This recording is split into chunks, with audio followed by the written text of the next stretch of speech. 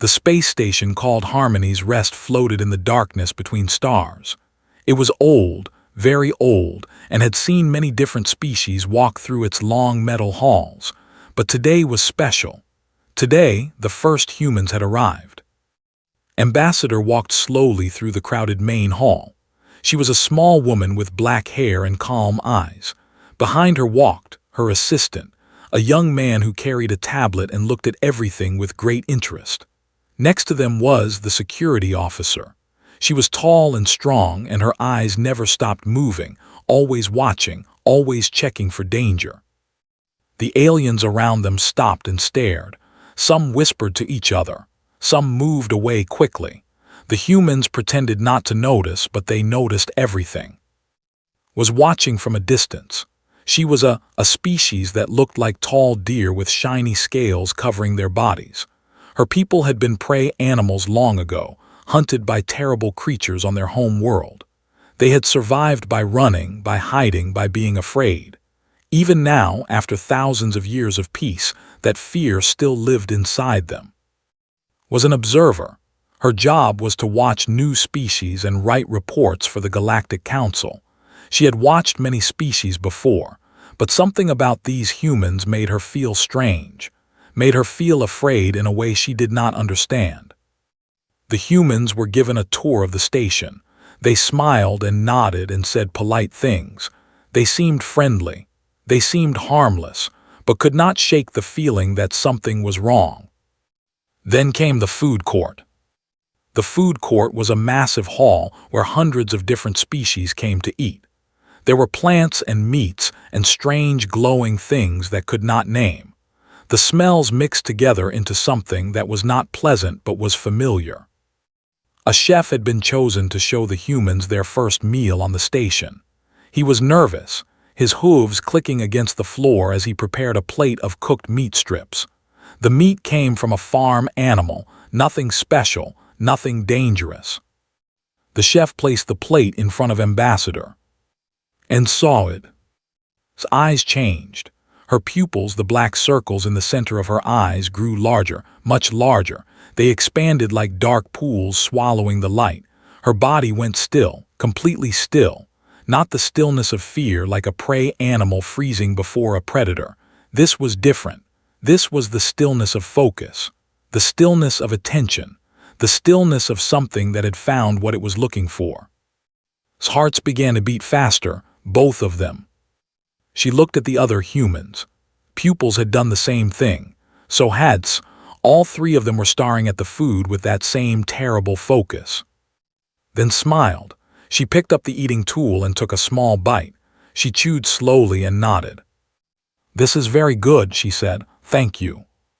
The chef relaxed. The moment passed. The humans continued eating and talking and being polite. But had seen it. She had seen their eyes change.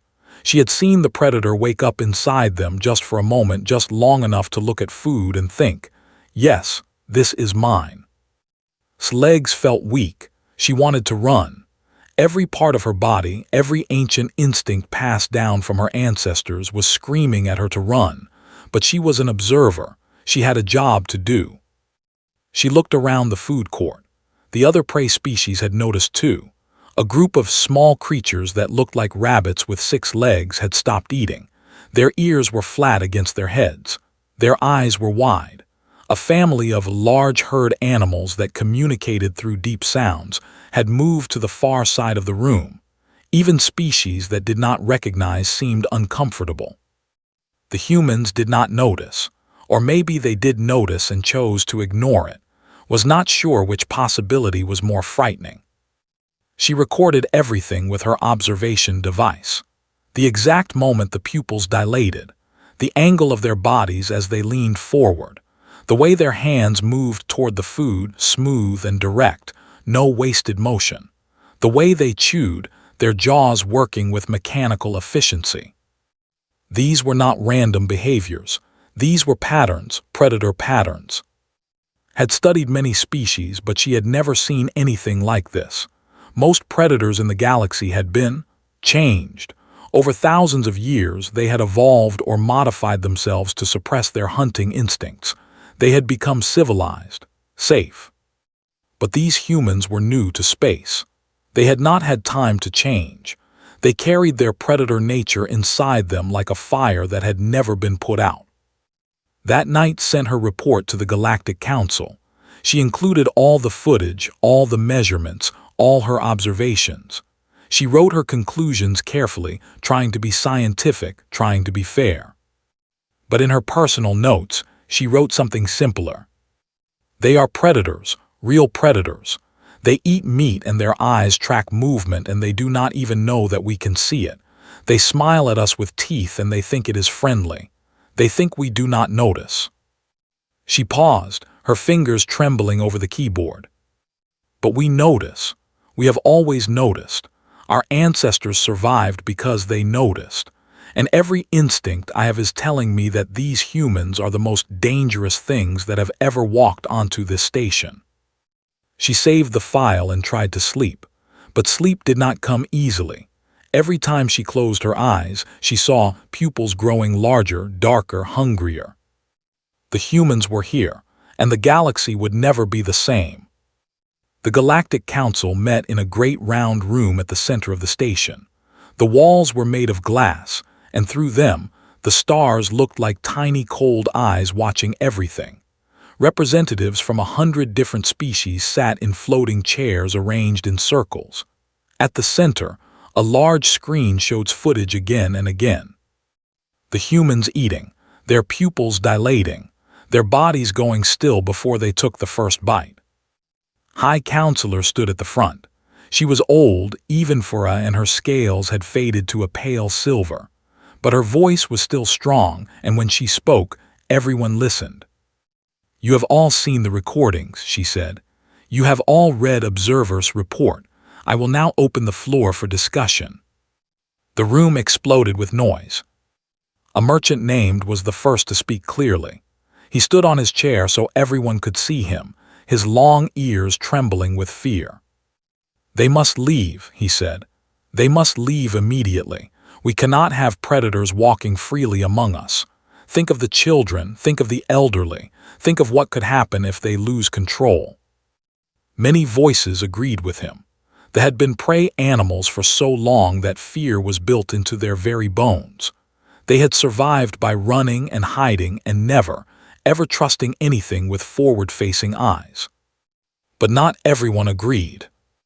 Counselor of the raised his hand. They were different from most council species. They were omnivores, eating both plants and meat. Long ago, they too had been hunters, but they had spent thousands of years learning to control their instincts. They had changed themselves through technology and training until the predator inside them was almost completely silent. We are overreacting, said calmly. The humans have done nothing wrong. They have been polite. They have followed all our rules. They have not threatened anyone. They do not need to threaten, replied. Their very nature is a threat. Look at their eyes. Look at how they move. They are hunters pretending to be friends. Or perhaps, said, they are hunters who have genuinely become friends. My own species was once like them. We learned to change. Perhaps they can too. The argument continued for hours. Some wanted the humans removed from the station immediately. Some wanted to give them a chance. Some wanted to study them further before making any decision. In the end, they voted for surveillance. The humans would be watched at all times. Every meal would be recorded. Every conversation would be analyzed. Special observers would follow them everywhere, noting every pupil dilation, every moment of stillness, every sign of the predator inside.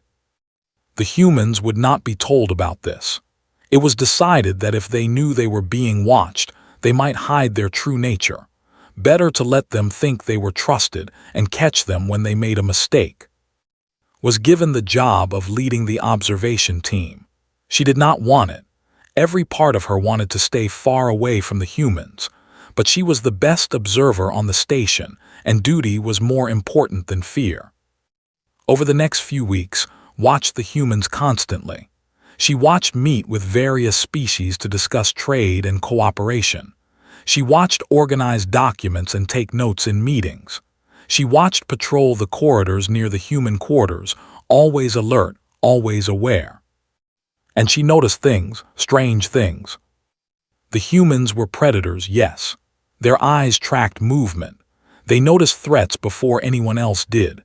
When something unexpected happened, their bodies went still and their pupils dilated, focusing on the source of the disturbance. But they also did something that had never seen predators do before. They protected. When a young child got lost in the market and started crying, it was who found him first. He knelt down, made himself smaller, and spoke in soft, gentle tones until the child stopped being afraid. He waited with the child until the parents arrived, and then he left without asking for thanks. When an elderly dropped her packages, was there in seconds, helping pick everything up. That was clearly terrified of being so close to a human, but pretended not to notice. She just smiled and said helpful things until the old woman relaxed. When a diplomatic meeting became tense and the representatives started arguing, did not become angry. She listened. She asked questions. She found common ground that no one else had seen. By the end of the meeting, species that had been enemies for centuries were talking about working together. Recorded all of this.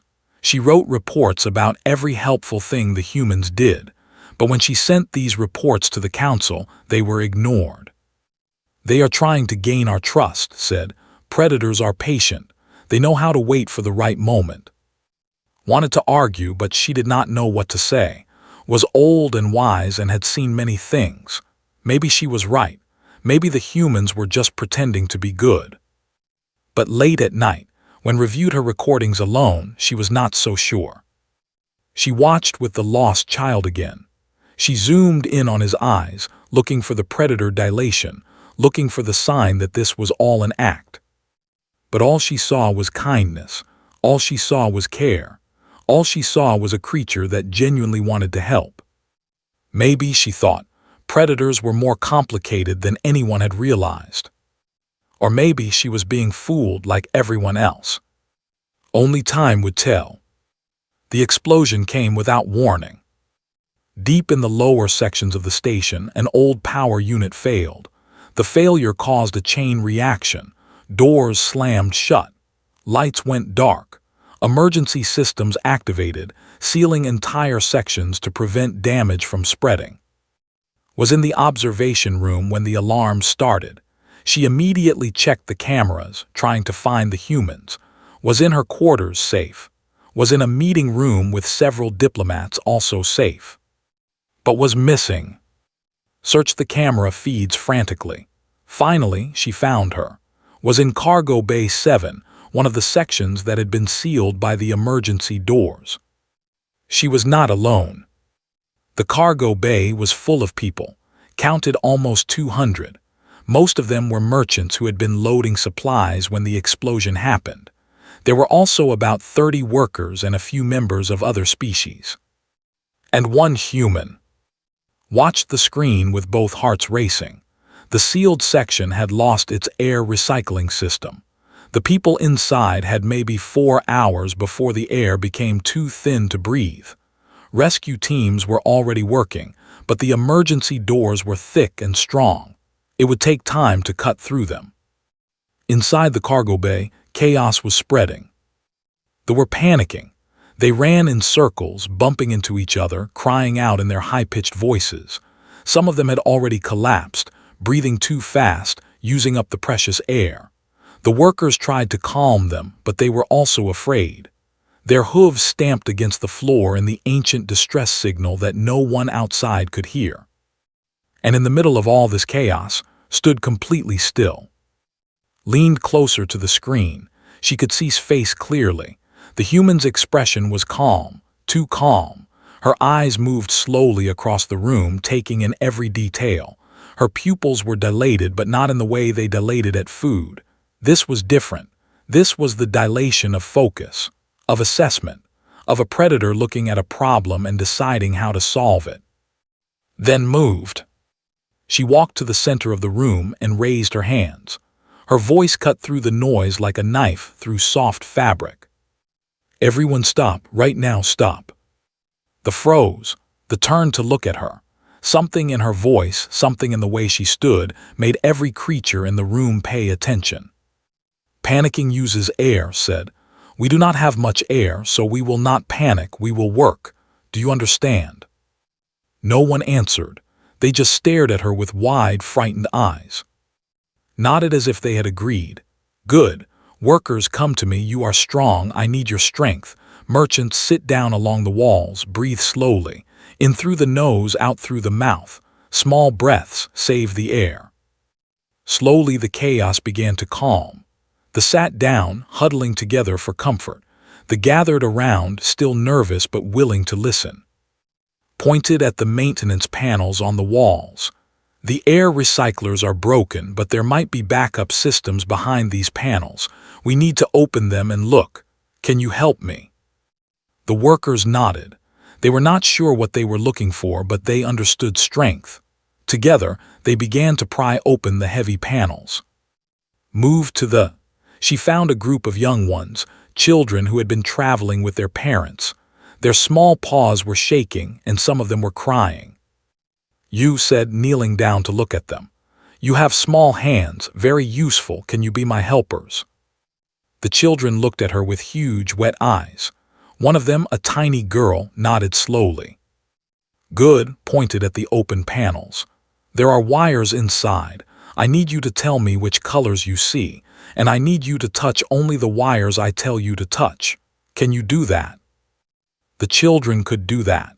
It was a simple job, and it gave them something to focus on instead of their fear. Watched in amazement as organized the entire cargo bay. The workers became her muscles, moving heavy equipment and opening sealed compartments. The children became her small, precise tools, reaching into spaces too tight for bigger hands. The adult were given the job of counting people and making sure everyone stayed calm. Everyone had a task, everyone had a purpose, no one had time to be afraid. An hour passed, then two. The air was getting thin now, could see people breathing harder, moving slower, but they kept working. Then, through one of the open panels, found what she was looking for. A backup air tank, old and forgotten, connected to pipes that led to a small emergency recycler. She worked with the children to connect the wires correctly, and suddenly, fresh air began to flow into the room. It was not much, maybe an extra hour, maybe two, but it was enough. When the rescue teams finally cut through the emergency doors, they found something unexpected. They found 200 exhausted but alive beings, sitting in orderly groups, breathing slowly, waiting patiently. And they found one human woman standing in the middle, refusing to sit down, refusing to rest, watching over everyone like a guardian watching over her flock. Save the recording, every second of it, and for the first time she understood something that she had not understood before. The humans were predators. Their eyes dilated when they saw food. Their bodies went still when they focused on prey. But their eyes also dilated when they saw people in danger. Their bodies also went still when they focused on protecting the weak. The predator instinct was not just about killing. It was about attention, about focus, about identifying what was important and never, ever letting it go. And right now, had decided that 200 strangers were important. Did not know whether to be comforted or terrified by this discovery. Maybe both. Ambassador stood before the Galactic Council. The great round room was silent. Every representative watched her with careful eyes, waiting to see what she would say. Had requested this meeting herself. She had learned about the surveillance, about the secret recordings, about the fear that had spread through the council since her people arrived. Had noticed the observation drones on their first day. Had spotted the hidden cameras in their quarters. They had known all along. But they had said nothing. They had let the council watch. They had let them see humans as they truly were. Now it was time to talk. You are afraid of us, said simply. I understand. The council members shifted in their seats. Some looked away. Others stared harder, as if trying to see through her calm expression to the predator beneath. "You have watched us eat," continued. "You have seen our eyes change. You have seen the stillness that comes over us when we focus on food. You recognized it immediately because your ancestors learned to recognize that look millions of years ago. The look of a hunter, the look of something that wants to catch and consume." She paused, letting her words sink in. "You are not wrong. Humans are predators. We evolved to chase, to hunt, to kill. Our eyes face forward so we can focus on prey. Our bodies are built for endurance so we can follow animals until they collapse from exhaustion. We have teeth for tearing meat and hands for grabbing and holding." The representative made a small sound of fear. Several leaned back in their chairs, putting more distance between themselves and the human. Smiled. It was a gentle smile, but still, the council saw teeth. "But evolution did something strange to us," she said. "Something that even we do not fully understand. It gave us the ability to choose." She touched her chest, placing her hand over her heart. "Other predators follow their instincts. They see prey, they chase. They are hungry, they kill. But humans are different. We can look at a creature and decide, this one I will hunt and this one I will protect. This one is food and this one is family." High Counselor leaned forward. "You are saying you can control your predator nature." "No," said, "I am saying we can redirect it." She gestured to the large screen behind her. The footage from the cargo bay incident began to play, directing the workers, kneeling before frightened children and turning them into helpers. "Watch her eyes," said. The council watched. They saw Pupils dilate when she looked at the trapped people, the same dilation they had seen when humans looked at food, the same predator focus, the same hunter attention. "When Officer looked at those children, her pupils dilated," explained. "Not because she wanted to eat them. We do not eat people. But because her predator brain identified them as hers, as beings under her protection, as things she would fight to defend." She turned back to face the council. "There is an old saying on our planet, do not get between a mother bear and her cubs. It means that the most dangerous creature in the world is not the one that is hungry. It is the one that is protecting something it loves." Counselor of the spoke up. "You are saying that humans can bond with other species, that your protective instincts can extend beyond your own kind." "Yes," said. "Humans bond with everything. We bond with other humans, obviously, but we also bond with animals. We keep pets that serve no purpose except to be loved. We name our vehicles and feel sad when they break down. We become attached to places, to ideas, to causes. And once we bond with something, we protect it with everything we have." She looked around the room, meeting the eyes of as many representatives as she could. "You think we are dangerous because we are predators, and you are right. We are dangerous, but not to you. We can choose to see you as family instead of prey, and once we make that choice, we will protect you with the same intensity that makes you afraid of us." Was silent for a long moment. Then she asked the question that everyone was thinking. "How can we trust that choice? How can we know you will not change your minds, that you will not wake up one day and decide we are prey after all?" His expression became serious. "You cannot know, not for certain. Trust is always a risk, but I can tell you this, humans have spent thousands of years learning to live with each other. We have made many mistakes. We have hurt each other badly, but we have also learned. We have built societies based on cooperation. We have created rules and systems to control our worst impulses. We are not perfect, but we are trying." She took a step closer to the council. "And I can tell you one more thing. The humans who came to this station, the humans who will come after us, we did not come here to hunt. We came here because we were lonely. We looked at the stars and wondered if anyone else was out there. We wanted to find family. We wanted to find beings we could bond with, beings we could protect and be protected by." Her voice softened. "We are not asking you to trust us because we are safe. We are asking you to trust us because we have chosen to make you safe. Because when we look at you, our pupils dilate not with hunger, but with the same fierce love we feel for our own children." The council was silent. The weight of her words hung in the air like something solid. Finally spoke, "We will need time to consider your words." Nodded, "Take all the time you need. We are not going anywhere." As she turned to leave, she paused at the door and looked back. "But while you consider, think about what officer did in that cargo bay. Think about how a predator who saw 200 strangers as family saved every single one of them. And ask yourselves, is that the kind of predator you want as an enemy or as a friend?" She left without waiting for an answer. Behind her, the council began to talk in hushed, uncertain voices. The fear was still there.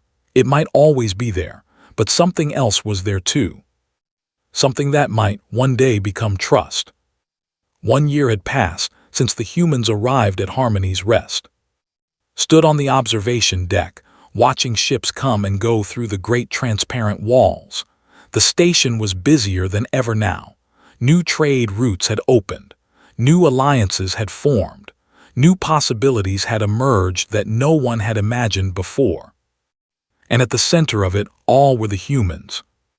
The Galactic Council had voted, after many long debates, to grant humanity provisional membership. It was not full membership, not yet. There were still many who feared them, many who watched them with suspicious eyes, many who expected them to reveal their true predator nature at any moment. But slowly things were changing. Had become famous throughout the station. The Merchant Guild had formally adopted her as one of their own, a thing that had never been done for an outsider before. They called her Guardian, and they insisted that she attend every important family gathering. Had been confused at first, then touched, then fiercely protective of her new family. Had watched at those gatherings. She had seen how pupils dilated when she looked at the children playing. The same dilation, the same focus, but now understood what it meant. It meant, these are mine and I will let nothing hurt them. Had become a bridge between species. His gentle nature and careful attention made him perfect for the difficult work of diplomacy. He spent his days in meeting rooms, helping species that had been enemies for centuries learn to talk to each other. He was patient. He was kind. And when negotiations became tense, his calm presence helped everyone remember that fighting was not the only option. Ambassador traveled constantly now, visiting other stations and planets, spreading humanity's message. Wherever she went, she was watched with fear and curiosity, but she never tried to hide what she was. She spoke openly about human nature, about their predator instincts, about their choice to protect instead of hunt. Some believed her, some did not, but everyone listened. The galaxy was learning that humans were complicated. They were not simple monsters. They were not safe prey. They were something new, something that did not fit into any existing category. Then the came. The collective was the nightmare that haunted every prey species in the galaxy. They were true predators without mercy or choice. They did not trade. They did not negotiate. They consumed. They ate other intelligent beings without hesitation or guilt. For centuries, the Council had avoided their territory, hoping that if they stayed quiet and small, they would not notice them. But now they had noticed. A fleet of ships appeared at the edge of Council space. Their message was simple: submit or be consumed. The Council species had 3 days to surrender. After that, they would come and take what they wanted. The Council met in emergency session. Fear filled the great round room like a physical thing. They wept. They stamped their hooves in distress. Even the usually calm rumbled with terror. Then Ambassador requested permission to speak. "Let us fight them," she said. The Council stared at her in shock. "Fight," said, "though they have destroyed entire civilizations. They are the most feared predators in the galaxy. How can we possibly fight them?" Smiled. It was not a gentle smile this time. It was the smile of something that had been waiting for this moment. "You cannot fight them," she said, but we can. Within hours, human ships began arriving. They were not many, not compared to the fleet, but they moved differently than other ships. They moved with purpose, with focus, with the coordinated precision of hunters working together. Watched from the observation deck as the human fleet assembled, she saw aboard one of the warships, dressed in combat armor, her face calm and her eyes sharp. The children she had protected were watching from a safe distance, waving goodbye. His pupils were dilated, focused, ready. The battle lasted 3 days. They had expected the usual prey species tactics: running, hiding, desperate attempts to negotiate. They were not prepared for humans. The human ships did not run. They attacked. They moved in patterns that seemed random but were actually carefully planned. They struck and retreated, wearing down the fleet piece by piece. And when they tried to land on stations and planets to take hostages, they found human soldiers waiting for them. Soldiers whose eyes dilated with that terrible focus. Soldiers who saw every civilian as family. Soldiers who fought with a ferocity that they had never faced before. They retreated, they did not return. The victory celebration was the largest the station had ever seen. Species that had been enemies danced together. They sang in their high, beautiful voices. They performed traditional dances that had not been seen in public for centuries. Food and drink flowed freely. Found herself standing next to Ambassador, watching the celebration. "I have a question," said, "if it is not too personal." "Of course," replied. "When you look at us, at all the prey species who feared you, what do your eyes see? What makes your pupils dilate?" Looked out at the crowd, at the children running between tables, laughing, at the elders discussing philosophy with human scientists, at the impossible, beautiful chaos of a galaxy learning to trust each other. Her pupils dilated, just slightly, that same focus, that same attention. "I see family," she said, "and there is nothing in this universe I will not do to keep my family safe." Scales flushed warm. It was the expression of deep contentment. She looked at her own reflection in the observation window. For so long, she had been afraid of predators. Her whole species had been afraid of predators. It was built into their blood, their bones, their very souls. But now, for the first time, having a predator's attention felt like the safest thing in the galaxy. The humans had not changed what they were. They were still hunters. They still had forward-facing eyes and teeth for tearing meat and instincts that made prey species nervous. But they had chosen to use those instincts for protection. They had chosen to see the galaxy not as a hunting ground, but as a family to defend. And that choice, realized, made all the difference. She turned away from the window and walked into the celebration. Somewhere in the crowd was being mobbed by grateful children, was translating jokes between species that did not share a language, was already planning the next step, the next negotiation, the next chance to bring the galaxy closer together. The predators had come, and against all expectations, they had made everyone safer. Smiled, it was a smile without teeth, but still genuine. The galaxy had changed, and maybe, just maybe, it had changed for the better.